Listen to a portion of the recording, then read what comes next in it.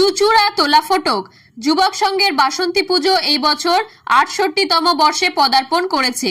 অন্য বছরের তুলনায় এই বছরের পুজোর জাঁকজমক আরো বেড়ে উঠছে লোকসভা নির্বাচনের প্রেক্ষিতে। কারণ হুগলি লোকসভার 2 তারকা প্রার্থী এসে যোগ দিলেন একই পুজোতে। একজন বাজালেন ঢাক, অন্যজন করলেন ধুনুচি নাচ।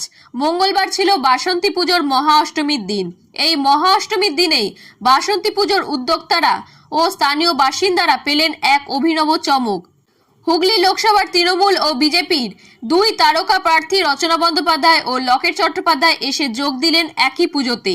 দুজনেই পুজো দিলেন মা অন্নপূর্ণার কাছে। ধুনুচি হাতে নাচ করলেন তৃণমূলের তারকা প্রার্থী রচনা বন্দ্যোপাধ্যায়।